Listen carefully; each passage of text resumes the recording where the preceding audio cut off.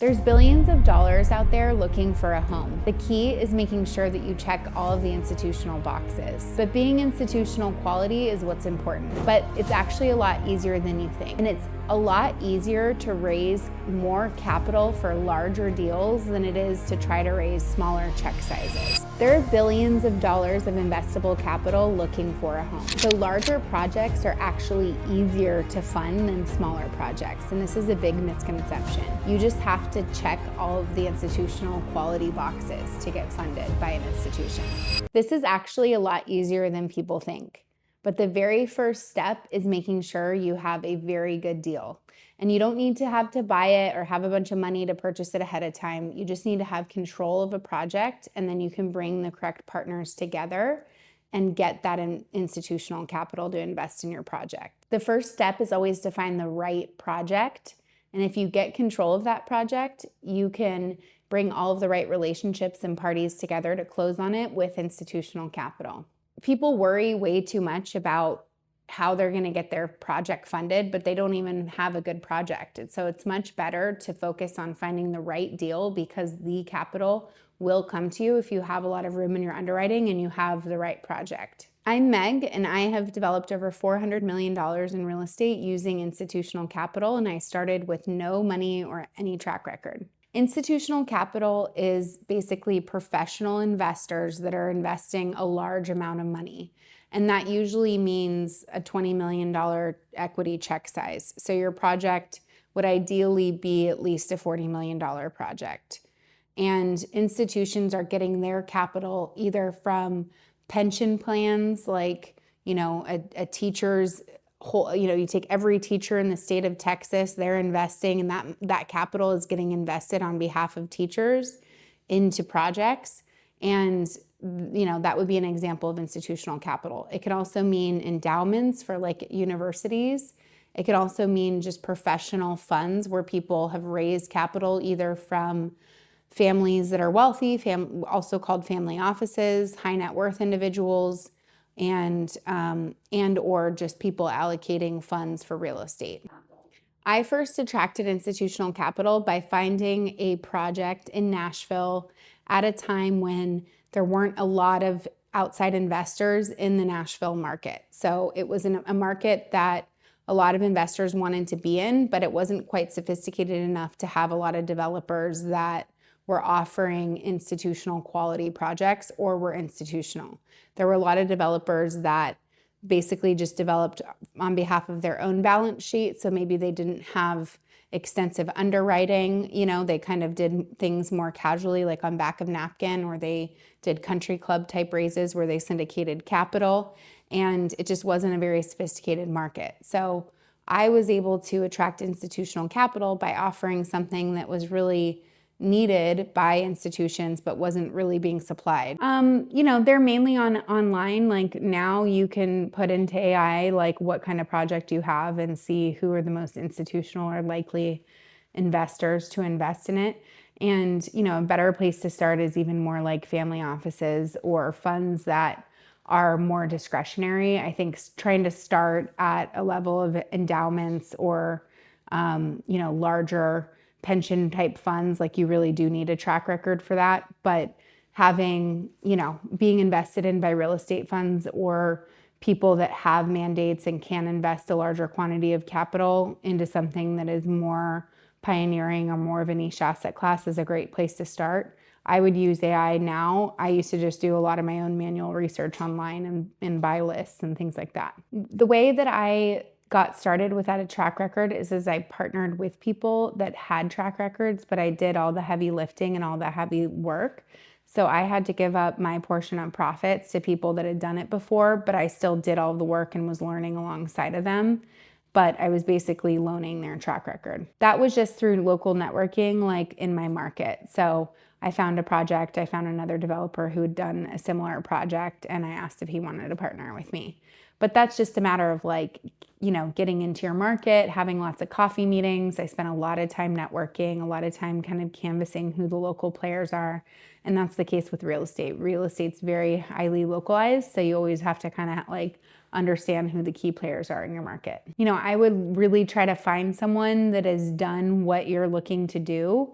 in terms of what asset class you want to build into, and ask them to either mentor you or ask them to partner with you. So I've found that finding the right deals usually come from either off market or situations where there's a large incidence of dislocation. So the seller doesn't understand what their land is worth, or they're not really motivated to sell it. They're maybe motivated to sell it, but they don't really want to go through the whole process. And so you're getting something for more value than they think. I find that just marketed plain deals sometimes aren't that great, unless you're in a market like now where there actually are some decent deals on the market that are being marketed. It's just that no one's being active. So sometimes when there's a lot of amazing deals to do, there's no capital. And when there's tons of capital investing, there's not a lot of great deals to do. So you kind of have to look at those parameters and navigate accordingly. Yeah, I think the key really does start first with the actual project, because you can always get people to come in and partner with you and lend you your track record if you have that great underlying deal. The problem I see is too many people try to do marginal size projects, particularly in development, where so much can go wrong. You have to have a lot of margins in error. And that's why I particularly like focusing on for sale. But even if you're doing a for lease product, your underwriting has to work if the market dips by 30%, because that's just exactly what happened. Or it can take a very long amount of time, which creates a lot more holding costs. So fundamentally, the key is finding the deal, and no matter what asset class you're in, that has a lot of room for anything to go wrong. So many deals, especially when the market is so crazy and hyped up and, there's tons of institutional capital out there wanting to invest. So many people end up doing deals that are marginal.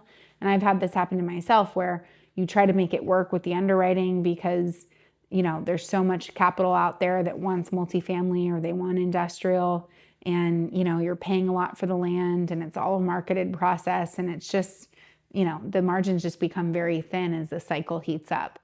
So I think there's actually a lot of opportunity now that there's a lot less competition in terms of finding deals. A red flag is if you can't hold your project for 2 more years than you're planning, or you can't sell it for less than, for 25% less than your underwriting, and or lease it for 25% less, then you shouldn't do it. I think if I were starting over from scratch today, I really would have stayed true to what are the best deals and actually not been so enticed by institutional capital, because what that did for my business model was put me into asset classes where there's a lot of competition. Like at the moment, multifamily is not a good investment. Interest rates have risen and it's just a very competitive asset class that so many people are in. And I went into that asset class even though my offering wasn't as unique because of institutional capital. So I would say that, really honing in and finding your focus, and that could very well be institutional or industrial, but just doing that over and over and over again is very important. And that is what institutional capital likes to see. Institutional capital likes doing the same thing over and over and over again, especially in one market, and then rolling it out into other markets over the course of 10, 20 years. If you do that successfully, you will be able to raise billions of dollars from institutional capital. But it's a matter usually of just doing the same thing over and over and over again and really, honing in on your business model. I think that one takeaway for me is the value of relationships and personal relationships. I'm in a group called Young Presidents Organization, and I found a lot of personal relationships that way. And sometimes, you just have to be really cognizant and organized about your relationships with work, because sometimes it can be one person introducing you to another person, and a lot of times people need to be followed up with, and they are like, oh yeah, I just forgot to reply to your email.